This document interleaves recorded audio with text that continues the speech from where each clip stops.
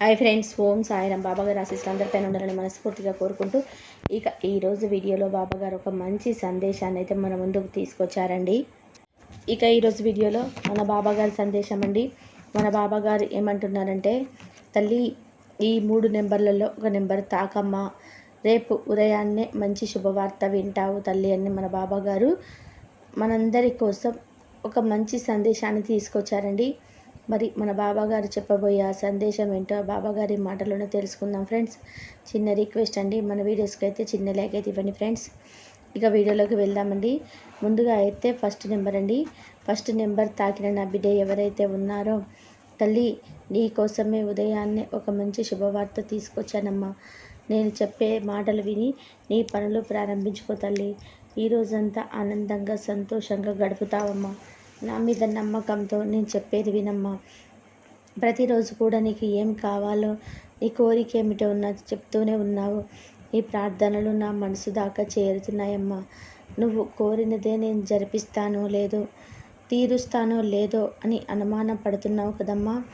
నీ మాటలు వింటున్నాను, వినకుండా కదలకుండా అలాగే ఉన్నారో అని అనుకుంటున్నావు కదమ్మా. నువ్వు నా బిడ్డవు తల్లి. నువ్వు నాతో కాకుండా ఎవరితో చెప్పుకుంటావమ్మా. నీకు కావలసిన దానికోసం, ఇవ్వవలసిన దానికోసం నేను చేయవలసిన పనులన్నీ చేస్తున్నానమ్మా. నీ బాబా చేసే పనులు నీకు కనిపించవు, అన్నీ కూడా వ్యత్యాసంగానే ఉంటాయి తల్లి. నీ కళ్ళకు నేను చేసే పనులు కనబడవు కాబట్టే బాధపడుతున్నావు. నువ్వు అడిగింది ఇస్తానో లేనో అని నీకు ఇవ్వవలసిన దానికోసం నేను పని చేస్తూనే ఉంటాను తల్లి. ఈ నిదానం నువ్వు భరించలేకపోతున్నావమ్మా. కానీ నేను మాత్రం తప్పకుండా నేను నిచ్చెన ఎక్కిస్తాను. నీకు కావలసింది తప్పకుండా ఇచ్చే తీరుతానమ్మా. ఇప్పుడు కానీ నువ్వు ఈ మనసులో అనుకుంటున్నావు, నా సాయి తండ్రి నా కష్టాన్ని గుర్తిస్తున్నారా లేదా, నా మనసులో బాధ తొలగిస్తాడా లేడా, నా బాధను తొలగించే ప్రయత్నంలో ఉన్నాడా లేడా అని అనుమానంగా ఉన్నది కదమ్మా.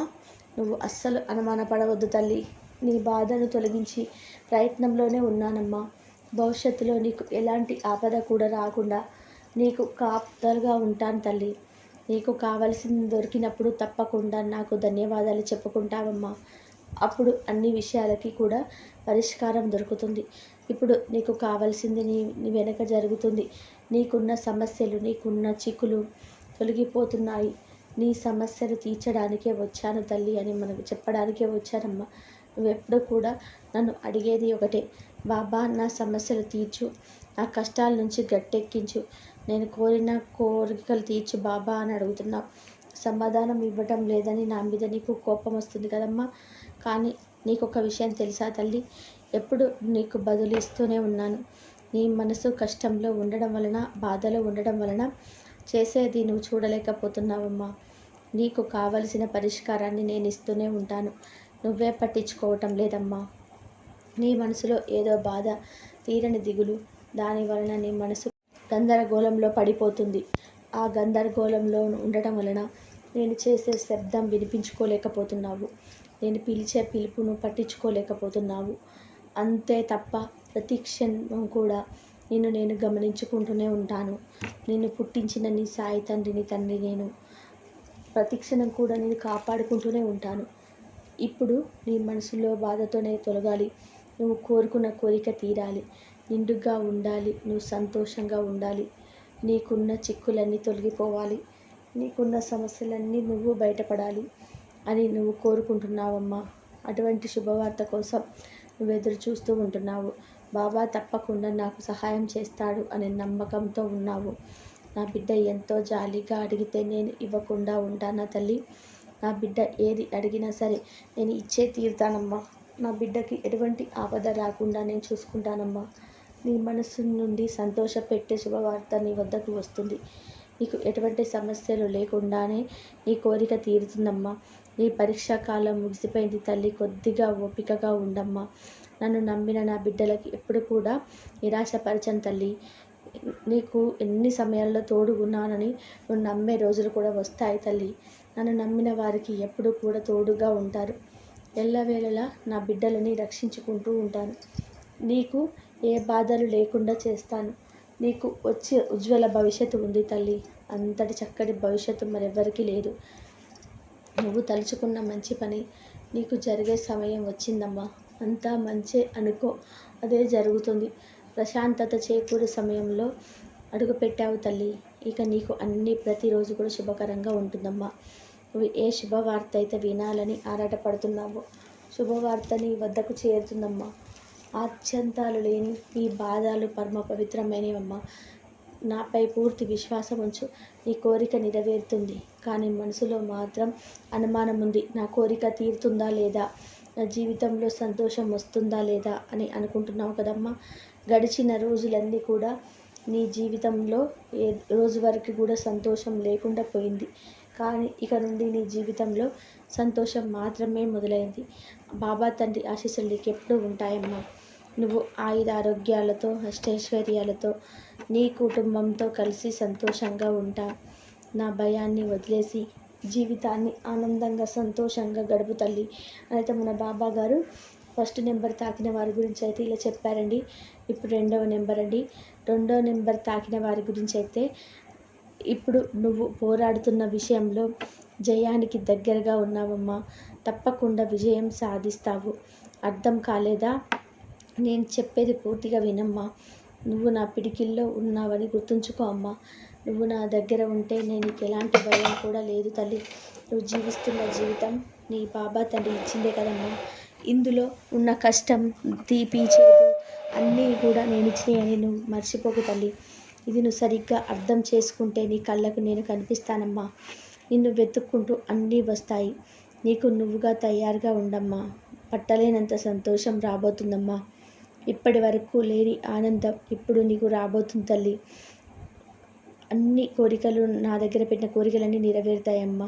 నేను కోరిన తప్పకుండా జరుగుతుంది. నీ హేళన చేసిన వారి ముందు నేను తలెత్తుకొని తిరిగేలాగా చేస్తాను తల్లి.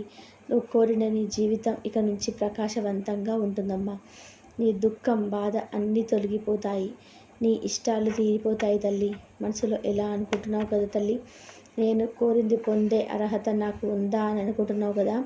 అలా ఎందుకు అనుకుంటున్నావు తల్లి? నీకు అర్హత ఉంది కాబట్టే నా పాదాల దగ్గర నీ ప్రార్థన పెట్టావు తల్లి. ఏది కూడా నా అనుగ్రహం లేకుండా నువ్వు చేయలేదు కదమ్మా. నీ ప్రార్థనలన్నీ కూడా నేను నీతో అడిగేలా చేస్తానమ్మా. నువ్వు కోరింది జరుగుతుంది కాబట్టి నువ్వు నా దగ్గర అడిగేలా చేశాను. అన్ని విషయాలు నా దగ్గర చెప్పుకుంటావు కదమ్మా. ఇక నువ్వు దిగులు పడవద్దు. నీకు ఇవ్వాలి అని రాసిపెట్టి ఉంది కాబట్టి నీకు ఏది కావాలో అది నీ దగ్గరకు చేరబోతుందమ్మా. ఇతరుల మనసు గాయపరచకుండా, నొప్పించకుండా ఉండే మనస్తత్వం నీది. నా బిడ్డవు కదమ్మా. అందుకునే ఎప్పుడు కూడా ఇతరుల మనసులు నొచ్చుకునేలాగా మాట్లాడు తల్లి. అలాంటి నేను నీ గాయపరుస్తాను తల్లి. ధైర్యంగా ఉండు. ఇక నుంచి నీ జీవితం సాఫీగా సాగుతుంది. అంటే నీ ముందు నేను నడుస్తున్నాను అని అర్థం. నీకున్న సమస్యలు, పరిస్థితులు అన్నీ మారుతాయి. కాలం అనేది ఎప్పుడు ఒకేలాగా ఉండదమ్మా. అలాగే జీవితం అనేది కూడా ఒకేసారి ఎప్పుడు ఒక తీరిక ఉండదు కదా. ఎట్టి పరిస్థితుల్లోనూ కన్నీరు కాల్చవద్దుగా. నేను మంచి దారి చూపించేందుకు నేనున్నాను కదా. నన్ను నమ్మిన వారిని ఎప్పుడు కూడా చెయ్యి వదలడం, చేయి పట్టుకొని ఉంటాను. అలాంటిది నా బిడ్డవైన నిన్ను ఎందుకు వదులుతానమ్మా. నీ ప్రాబ్లమ్స్ అన్నిటికీ కూడా ఒక ముగింపు వచ్చేసింది తల్లి. ఒక విషయం చెప్పాలి తల్లి. నీ పోరాటం ముగిసిపోయింది. ఇక మీదట నీ గెలుపు భుజాల మీద మోస్తావు తల్లి. ఇంకొక ముఖ్యమైన విషయం నీకు చెప్పాలమ్మా. కొన్ని విషయాలు నువ్వు శ్రద్ధగా వాటిని చాలించాలి. నీ వద్దకు సహాయం కోసం వచ్చినప్పుడు నీకు ఉన్నంతలో వారికి సహాయం చేయి తల్లి. నిన్ను సహాయం అడిగిన వారికి సహాయం చేస్తే నీ కర్మ ఫలాలన్నీ కూడా తొలగిపోతాయి. జాతక దోషాలు తొలగిపోతాయి. కాబట్టి లేని వారికి, అడిగిన వారికి సహాయం చేయమ్మా. నీకు ఉన్న దానిలోనే సహాయం చేయ తల్లి. నీకు మళ్ళీ చెప్తున్నానమ్మా. నువ్వు విజయానికి చాలా దగ్గరలో ఉన్నావమ్మా. నువ్వు సాధించబోతున్నావు. నువ్వు వెళ్ళే దారిలో చిన్న పని ఎదురవుతాయి. ఆ పనులు పూర్తి చేసుకొని నువ్వు తప్పకుండా విజయం ఇస్తానమ్మా. నువ్వు చెప్పే విషయాలన్నీ కూడా శ్రద్ధగా పాటించు. అతి త్వరలో నీకు చేయి అందించి నీకు చేయి తప్పకుండా అందిస్తానమ్మా. నమ్మకంతో ఉండు తల్లి.